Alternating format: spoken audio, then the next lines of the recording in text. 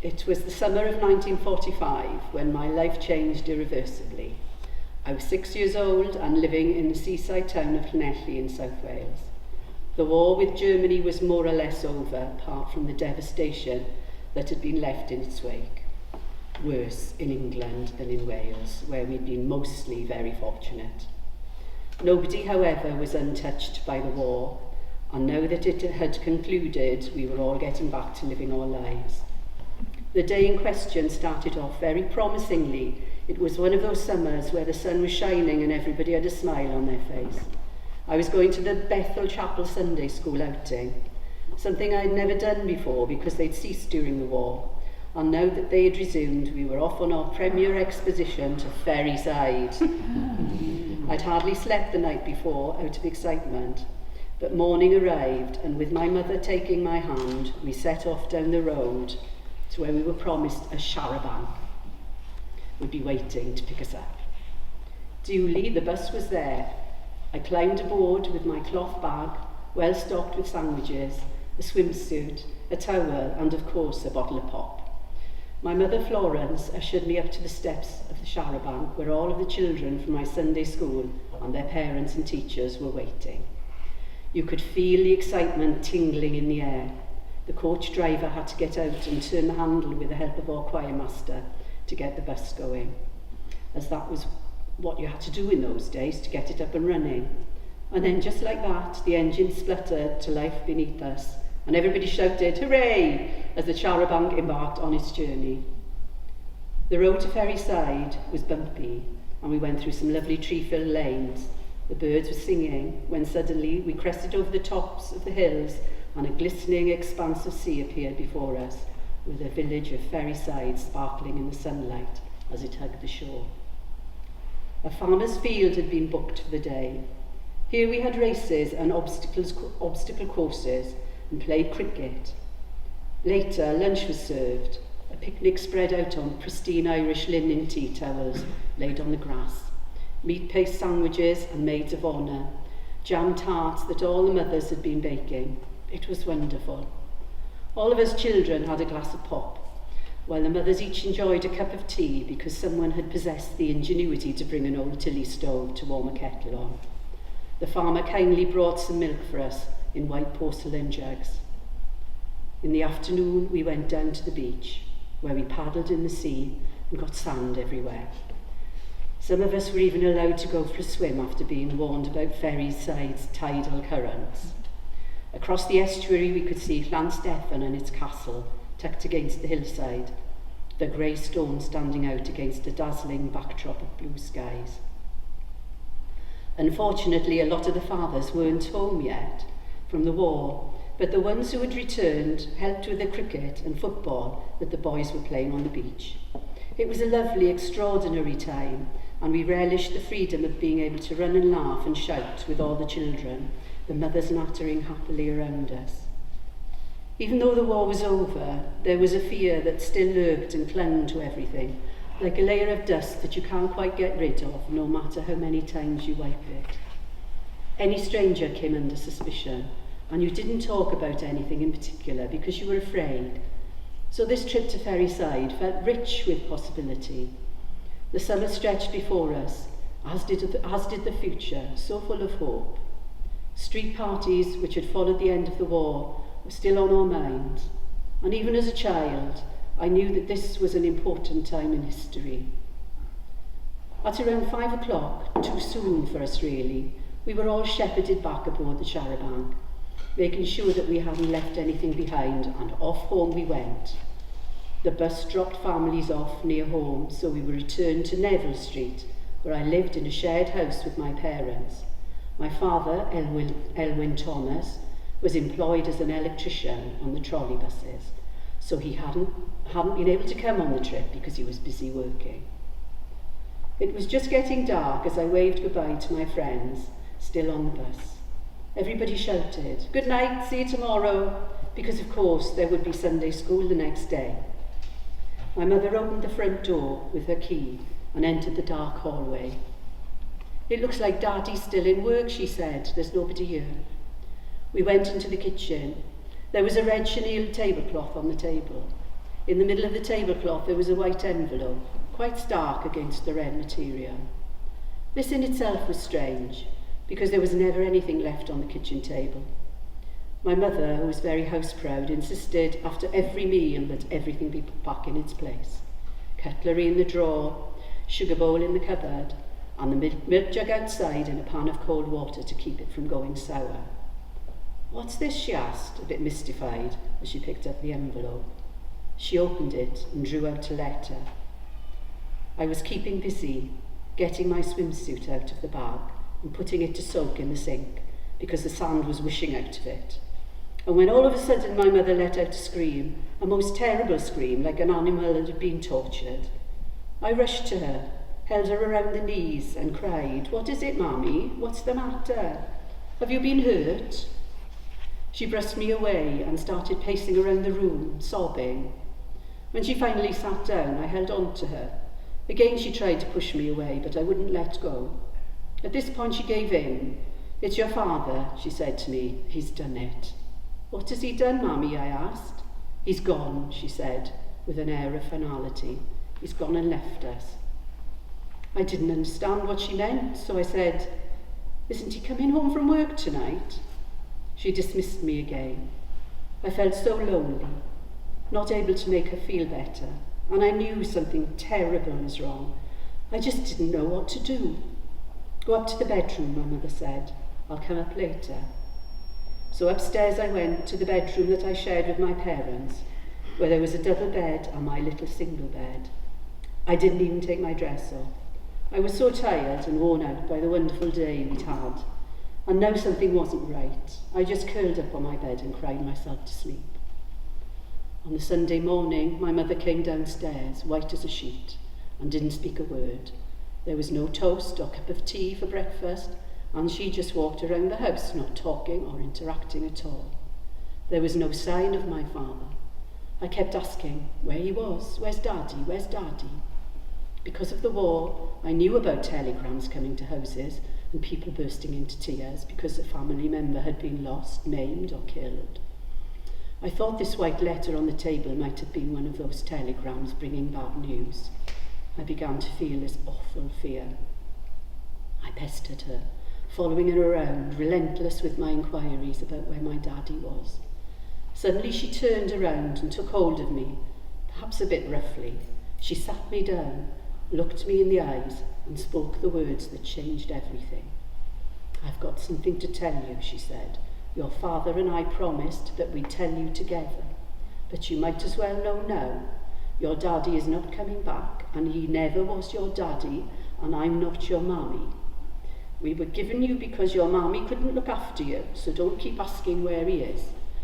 Because from now on, it's just you and me." And that was that. I just thought I'd share with you how Hilary came to be part of the community here and how kind of the book started to sort of come really. In 2015, I found the power of storytelling. I kind of took a bit of a different path in life, and after that journey had started, I realised that it was really powerful to tell your story. So I came back to Llanelli and thought, I wonder if anybody else wants to kind of look at learning how to tell their story. And I stumbled across Llanelli Writers Circle, and I mentioned, would anybody fancy kind of taking part in a sort of spoken word event? And Spoken Word Saturday began back in 2015, and we had this space. At the time I was working in a theatre next door, and we could use this space. And Hilary used to come, and she would get up. In those days we'd face that way, and people would stand in the front, and Hilary would often share her work. And she took part in that for many years, and then she took a bit of a break to look after her husband. And then started taking part in our Story, Care and Share workshops, and our writing workshops, and constantly sharing all of her work. And she was really wise, really kind, and never said anything bad about anybody, which not everybody does. During that time, she took some time out when she wasn't well and up and down with her health and things. And then obviously the pandemic hit. People Speak Up went online then, and she was online with us all the time during that, and with all her other writing groups, you know, in the area as well. And she became a real friend of mine as well, and you know, she would often share her stories, and then there was always this idea of the book, and then all of our team at People Speak Up, she started sharing her stories with them as well. And then we had a project that we started called Creative Home Delivery Service. We started to realise that after the pandemic there were people that still weren't able to come out of their homes. So we took our artists and our writers and our poets to the homes instead. And that project's still running. And that's where really Hilary was like, I want to kind of get this down, but I'm struggling now with actually holding a pen and writing. And then Lee, who was working with us at the time, writer, said, I just got this passion, I want to kind of help. And then started to scribe, and that's when their relationship, you know, really began. Lee unfortunately couldn't be here today, but I have a little recording. He sent me a little voice message this morning, so I'd like to share that with you. Hilary was an absolutely amazing woman, and working with her on the memoir was actually quite a definitive process for me as a person.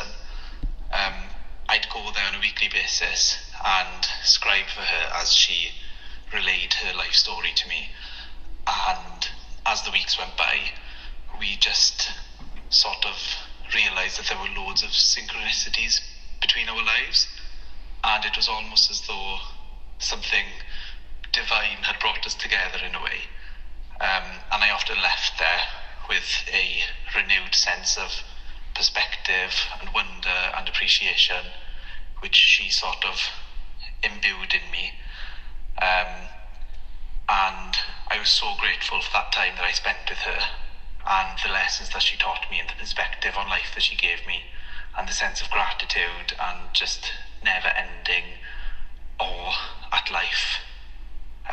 She really was an amazing lady, and I don't think she realised that even though she used to say how much I was helping her, how much she was actually helping me as well. And I will never ever forget that period of my life, and I'm so grateful that I got to meet Hilary and help her tell her story. And I'm so proud that that book is now out there and being celebrated and is going to be read by people. So yes, much love to you all, and I will hopefully see you all soon. Thank you, Lee. To invite Tia Zakura Camilleri. Tia is a writer that works with us, and thanks for coming all the way from Cardiff today. I'll say no more. Tia, you could explain the process that you've had and share some work. So, Tia. So I first met Hilary on the 10th of November in 2023 through, as Eleanor mentioned, the Creative Home Delivery Service project. So I knew that, the information I had initially was that Hilary was interested in poetry and writing, and she, at that point in time, couldn't actually write. And so I went to where she was staying, which she absolutely loved where she was staying, and quickly realised she didn't need any help with writing, actually. She had all the ideas, she didn't need any of the actual poetry exercises, but it was more so to be able to get those words down onto paper and be able to keep them. But I think echoing what Lee said, and it was the wisdom and it was the impact that she had on everyone who sort of met her, especially myself. I think coming from such a different background, and that sort of generational conversations that it opened up was, it was second to none. And I think that she would always just have such a warm energy, despite all the things that she was going through, despite everything. She never spoke negatively even about aging. It was such a beautiful outlook that she had, and I think it really made me reflect on, even the things that was going on in my life and how you can look at those things more positively. When I first went, I was wearing these earrings and this necklace, and she'd always comment on my Africa necklaces and how beautiful it was, and just always, just had such a warm energy. And I think that I'd go back and I'd just speak to my mum. Basically knew Hilary without ever meeting her, because that I would speak about the conversations we'd have, and it was like such a shared learning of just life. And so one of the things, when we did eventually stop just chatting, we would do some of the actual poetry stuff at the end of the session. And the first poem that we wrote together, I thought would be nice to share.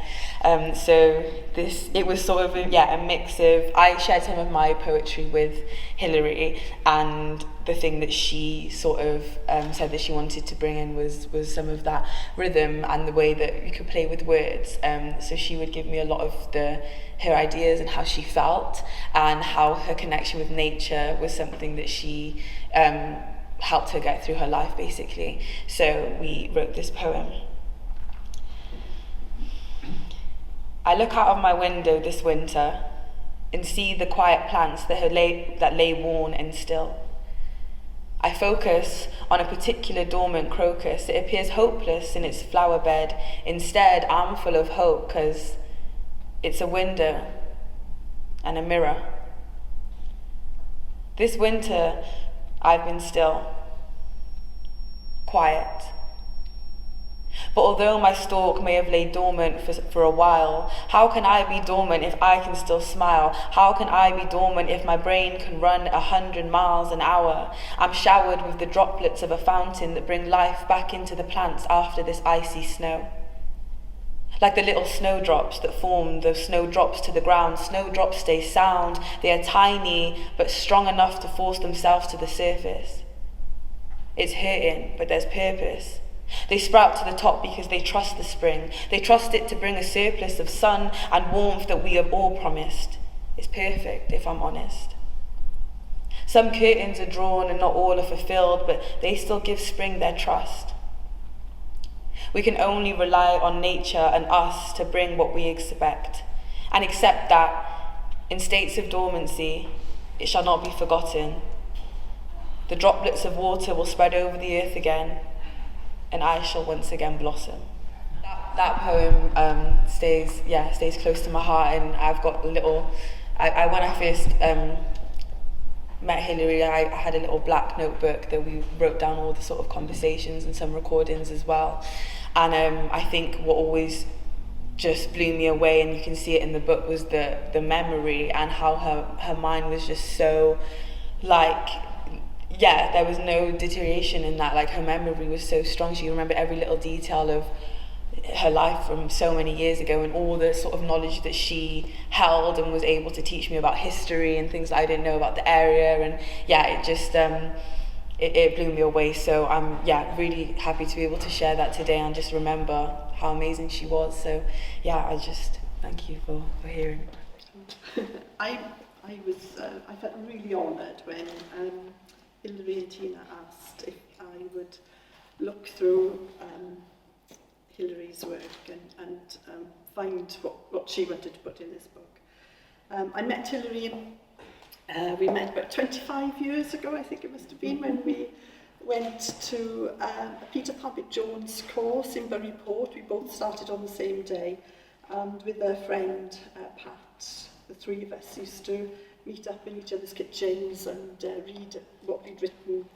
We used to meet sort of once a fortnight. So when Hilary asked if I would look through her work to find these particular stories, it was like a walk down memory lane, because I remembered sitting at the kitchen table with her and her reading for the first time some of the stories that were in here. So it was really lovely. And she was just a wonderful, wonderful friend, a lovely person. I know a lot of people would say how, kind and genuine she was, but really, she was a very, very genuine, kind person. And it just kind of radiated out of her. And one thing that will really, really stick with me about Hilary is her smile. There's this phrase that some people leave their smiles behind when they go. And I really feel that about Hilary, because her smile, it was warm, it was just her. Hilary was an exceptional person.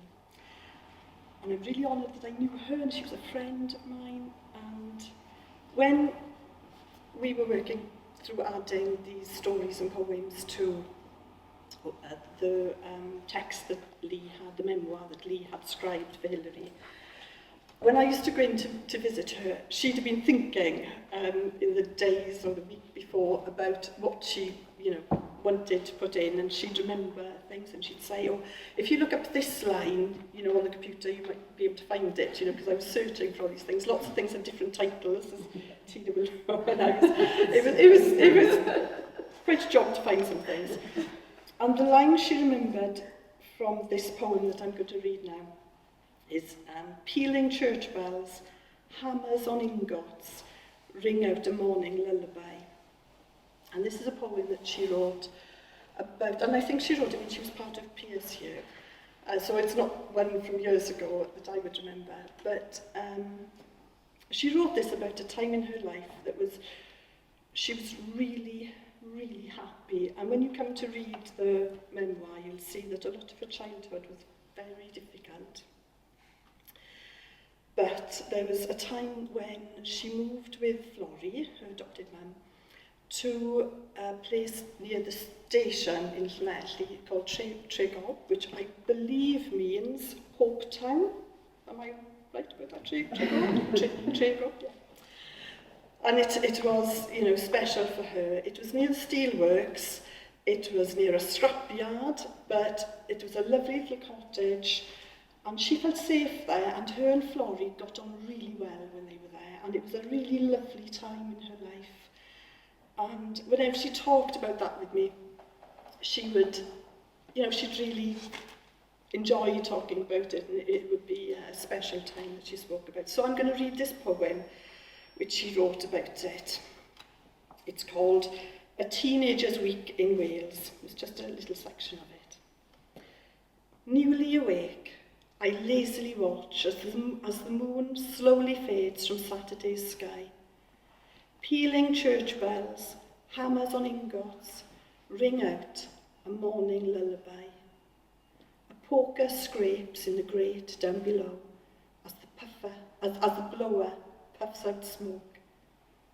Gas lamps hum and the frail mantles crackle and the old house begins to glow. I slowly emerge from my cosy bed. I know full well how my Sunday will be. Kettle boiling, tea leaves stewing, best china tinkles when pouring out tea. Delicate patterns etched on windows, chintz curtains stick to frosted glass, the waft of lamb in rosemary roasting, and a pot of fresh veg on the hearth. This is a poem my daughter Becky wrote, and I think she's following a bit in my mother's footsteps with her talent and the way she writes. 3 months have passed, Nan, since you went away. My heart still aches for you each and every day. I try to call your phone, though I know it's off, leaving messages unheard, a silent whispered cough. On Facebook I still post, though you won't see them there, just memories we made beyond all earthly care. Our photos fade a bit, the sun-kissed happy past. No new ones to create, the time has gone too fast. But life keeps moving on, it doesn't stand still. New flowers bloom, new leaves upon each windowsill. I picture you and Grampy in a peaceful sunny place, maybe sharing chips with smiles upon each face. Together calm and free, no worries to embrace. What have I lost down here you found in that sweet space? No more pain to bear, no more being apart. You're with your Dennis now, safe in each other's heart. Your body strong and new, no longer letting down. Your bright mind clear and sharp, wearing a joyful crown. I see you at your desk, the sunbeam warm and bright, though Grampy's crystals gleam, filling the room with light. Tap, tap, tap you type, a story taking hold, asking me for ideas like stories of old. My teenage years rush back, the silly things I'd do, giving you some spark, a line or two for you. Then bring in baby Daryl, more tales to fill your page, more tea and being force-fed cake at every loving stage. Then Freya came along and Grumpy wasn't well. So much life happening fast, the story's hard to tell. You pushed to mend distance, a broken heart, and for that I thank you. I have my dad back, which is a start. So much there was still left to say, but you knew I was safe and happy with Dan. But I know when I feel lost, I feel you near, my light, my one and only, my Nan. Just as I've only ever had one Nan, I've only had her. And that's it, thank you. She constantly talked about all her grandchildren. Every time we'd spent so much time with her, so it was so lovely to have her voice in the space with us today. Cool, so we're now going to have the voices of Emily and Anna. So also Hilary was part of Hooker's Pen. Great name. Yeah, so we were part of Hooker's Pen, so the four of us, me, Anna, Hilary and Marion. Obviously it's been such a loss to lose Hilary, and we're all, desperately sad about that. She was an incredible storyteller, as everyone's been saying, and she was writing right to the end, and it's so lovely to hear Tia and Lee reading and speaking, because we heard all about you. Yeah. She told us, she talked so much, it meant so much to her, and being part of People Speak Up was absolutely crucial in her life. So so it's great to see the book, because the book was Wendy, you were talking about all these years and years and years of her writing about her childhood, and I think a lot of those copies of the stories that you had to wade through were kind of from Hookers. Sorry. And we've been waiting for years for this to come out. Really, and it's such a joy to see it. It really is. So we're going to read the two poems of Hilary's that we read at the funeral. So Anna's going to read first. Birds still sing in my garden. The hot sun hits my face. So what if it's not normal to sit in a cemetery eating chips?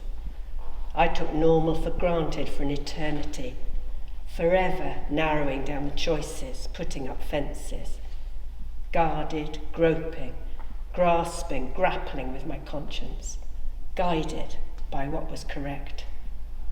I look back to see how far I've come. I am standing still, but birds still sing in my garden. Discarding the serious, I join them. I am no longer depressed, and I sing, sing, sing. If only I had a peduncle. If only I had a peduncle, I'd be as good as new. I could cooch and hug the people I love and make myself that longed-for brew. I desperately need an appendage with fingers that move at my will. An arm that's not glued to my torso would make my life easier still. Plants such as peas have peduncles. They're common in botany. Fish use their peduncle to swim. There must be one out there for me. My left arm feels like an iron bar that's riveted to my chest. Yet it drops at will at the oddest of times and locks when I'm trying to rest. Sometimes I reach the loo just in time. Believe me, that's such a relief. Only to find my hand got there first. It's inside the pan. My triumph is brief. So if you see a peduncle for sale, whether brand new or second-hand gear, buy it or steal it, I don't really mind. Till I get a peduncle, I'm only half here. Hilary's voice. So we're going to share some recordings that Tina has selected. And hopefully this is going to work. Let's see. Yeah. Let's see. Today I heard a inner voice that dwells inside my head. Though it spoke so calm and quiet, I heard every word it said. Gentle as a summer breeze that whispers in the trees, melodious as a blackbird singing joyful melodies. And as it spoke, I felt a glow that nothing can extinguish. The blessed peace kind words evoke. It was as though an angel spoke. If I had known a lifetime ago that such a voice existed, so many hardships I'd have overcome and countless mistakes resisted. So, if you feel you're out of control or your world has tipped off kilter, stop and listen to your inner voice, for it will give you hope. Hope is what you're left with when you feel you've lost your way, when you've been robbed of the perfect future you'd planned to share one day. Hope is full of promise, pure as a newborn baby's breath, untarnished by life's trials, bringing with happiness. Hope is the sturdy lifeboat when your ship is sinking fast, the arms that lift and hold you close when you grieve for the ones you've lost. Hope is the spur that drives you on when your heart is rent in two, the silver lining behind the darkest cloud when the skies above are no longer blue. Hope is the salve that soothes the pain, gently heals the scars hidden deep inside. And when you're cold or alone and afraid in the night, hope is the light that shines. I'm sitting up in bed. The heating has been fixed. My pillows are in just the right place, and I'm content. I switch off the lamp and I turn on the radio, and it's Radio 4 Desert Island Discs. And it's Moon River, somebody else's choice. But I couldn't have chosen something better myself. It's about 11 o'clock at night. I'm listening to Moon River in the dark, in the warm, and I'm back in the old Ritz ballroom in Llanelli dancing in my husband's arms, and it just all comes back to the moment, and it was absolutely beautiful.